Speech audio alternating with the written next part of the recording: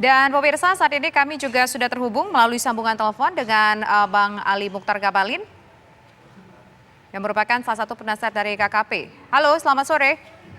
Ya, Assalamualaikum Tisa, selamat sore. Waalaikumsalam warahmatullahi wabarakatuh. Bang, Andro, apa kabar? Sehat, Bang. Oke. Bang, baik, Alhamdulillah. Baik, Alhamdulillah. Bang, saat ini pada saat penangkapan, apakah Abang bersama dengan KKP pada saat itu, Bang? Ya, saya ada satu tim dari Jakarta ke Hawaii, kemudian ke LA dan San Francisco. Jadi bahasanya yang benar itu adalah begitu kami turun di terminal, jadi bilang di depan pesawat itu bohong semua, itu berita menyesatkan publik.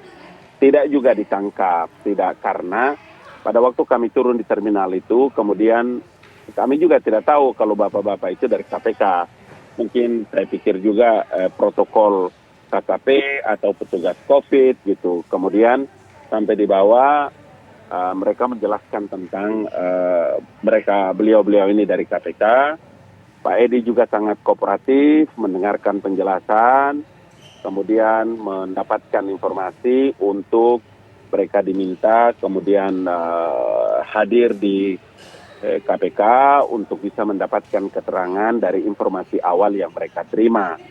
Jadi semua informasi yang terkait dengan penangkapan dan lain-lain itu menurut saya memang harus mendapatkan diseminasi informasi yang baik dan benar, karena jangan juga nanti publik itu mendapatkan berita yang sungguh sangat menyesatkan orang, seakan-akan manusia ini tidak lagi dianggap sebagai orang yang punya harkat dan martabat. Saya kira ini penting diluruskan. Bang Ngabalin. Yang kedua begini. Bang Ngabalin. Halo. Sebentar, Bang Ngabalin lantang sekali menyatakan itu berita menyesatkan, diseminasi dengar informasi. Baik-baik, dengar baik-baik. Ini sudah ada pernyataan KPK, Bang Ngabalin. Kalau orang dibilang ditangkap di depan pintu pesawat itu apa maksudnya itu, Andro? Artinya apa? KPK ini juga datang dengan posisi yang sangat terhormat. Karena mereka sangat terhormat, maka mendapatkan keterangan dari Pak Edi juga dengan baik dan benar. Kalau diberitakan seperti saya juga ditangkap di KPK, kemudian digelandang di kantor, berita apa itu? Itu kan berita menyesatkan itu, kawan. Oke, baik, nih konfirmasi sekaligus ya soal Bang Ngabalin, ada isu bahwa Bang Ngabalin juga ditangkap, ternyata tidak ya Bang. Tapi gini Bang, benar. ketika dilakukan, didatangi. Begini, karena itu saya perlu juga memberikan keterangan yang baik dan benar agar Pak Menteri itu, Edi Prabowo itu juga kan kita tahu datangnya ke sana bertemu dengan mereka yang ada di Oceanic Institute, Hawaii Pacific University. KPK juga menjalankan tugas negara yang harus dihormati atas perintah undang-undang.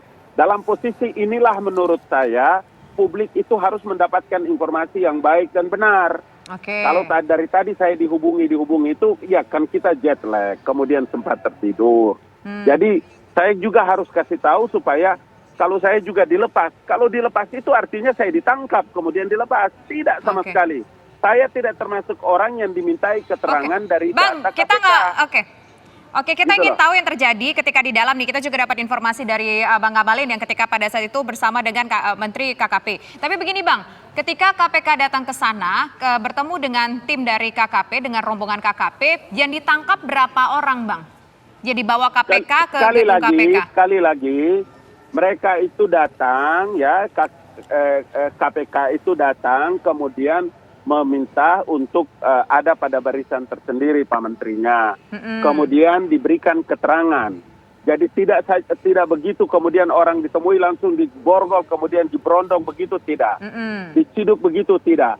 Tapi kan dalam posisi KPK itu menjelaskan tentang keterangan, apa tugas mereka, surat perintahnya, dan lain-lain. Bahasa ini yang menurut saya harus disampaikan kepada rakyat Indonesia melalui keterangan saya lewat TV One, agar rakyat juga bisa tahu bahwa ini adalah tugas yang sedang dijalankan oleh KPK atas perintah undang-undang.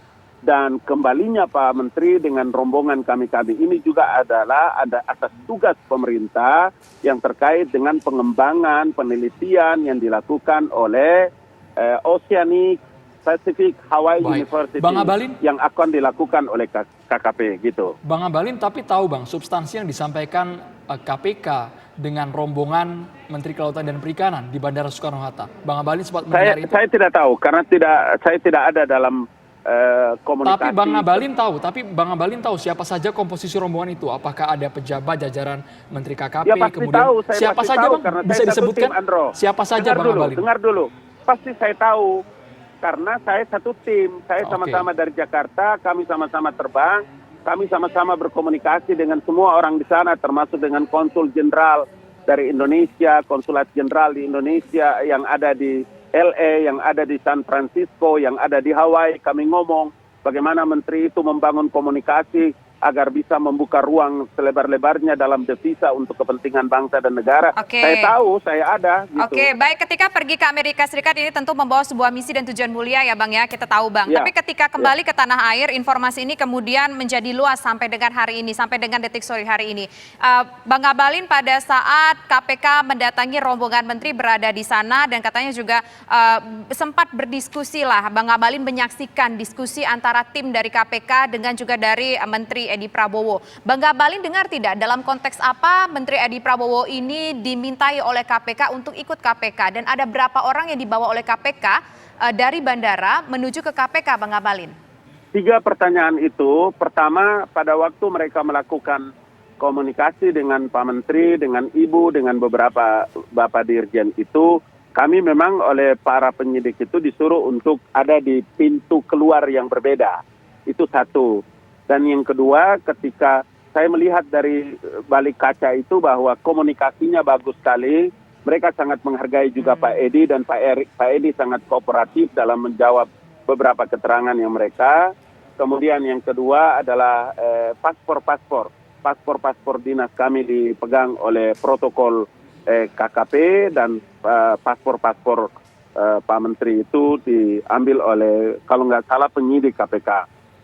Jadi dalam posisi seperti inilah yang saya mau bilang bahwa mereka juga mendampingi kami dengan baik, datang ke swab, mengisi form dan lain-lain, kemudian di imigrasi dan lain-lain. Berjalan seperti biasa.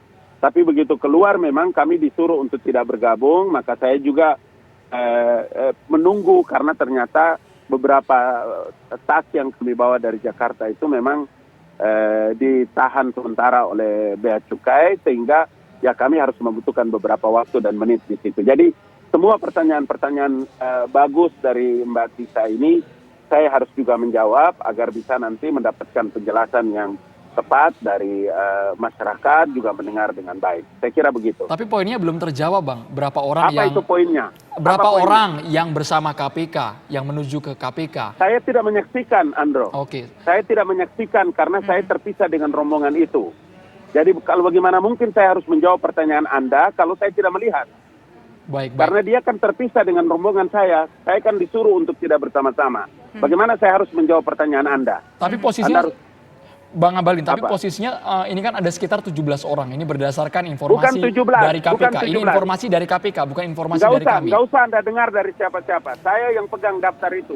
Oke, jadi berapa sebenarnya? 12 orang. 12 orang itu yang tim yang kami. Anda dapat informasi 17 dari mana? 17 merupakan keterangan KPK, Bang Ngabalin. Coba cek ulang. Harus data yang benar diterima oleh rakyat Indonesia. 12 ini semuanya dari satu kementerian? Dari kementerian, kemudian ada istri Pak Edi yang juga anggota DPR RI, kemudian ada Pak Haikal dan saya. Gitu. Kemudian ada ajudan ibu, ajudan bapak. Sudah selesai. Pak Menteri dan itu Bapak Menteri. Itu penjelasan yang Anda harus terima dengan kebenaran karena saya ikut melihat dan memegang daftar itu. Baik. Sejauh ini Bang Ngabalin sudah berkomunikasi lagi, Bang? Tidak, karena kalau nggak salah ya, tadi saya lihat juga kan beberapa telepon dipegang kan untuk kepentingan penyelidikan. Oke, baik. Terima kasih Bang Ali Mukhtar Ngabalin. Terima kasih. Tenaga ahli utama KSP dan juga tentunya kalau nggak salah Bang Ngabalin ini juga bagian dari KKP ya Bang ya, penasihat dari KKP ya Bang ya. Jadi begini Mbak Tisa, supaya didengar juga publik, Bapak Presiden itu menugaskan Pak Edi itu dalam kementeriannya sebagai salah satu tugas untuk membangun komunikasi dengan para nelayan. Sehingga beliau mengeluarkan satu keputusan Menteri KKP untuk membentuk apa yang disebut dengan Komite Pemangku Kepentingan dan Kebijakan Publik. Saya diminta beliau menjadi pembina dan tidak digaji di KKP itu. Tapi Oke. kita menjadi komunikator yang bagus untuk menghubungkan kepentingan-kepentingan nelayan dengan KKP dan Pak Menteri Edi. Itu Oke. bahasanya. Terima Oke, kasih baik. banyak. Terima kasih Bang Ali Mukhtar Ngabalin atas waktu yang bersama kami di program Kabar Sama-sama, Petang. sama-sama. Selamat sore, sama-sama. Bang. Terima kasih. Selamat sore. Sejak awal kebijakan ekspor benih lobster sudah menuai kontroversi. Tudingan hanya menguntungkan segelintir orang mencuat. Sesaat lagi kami akan membahasnya lebih dalam hanya di Kabar Petang.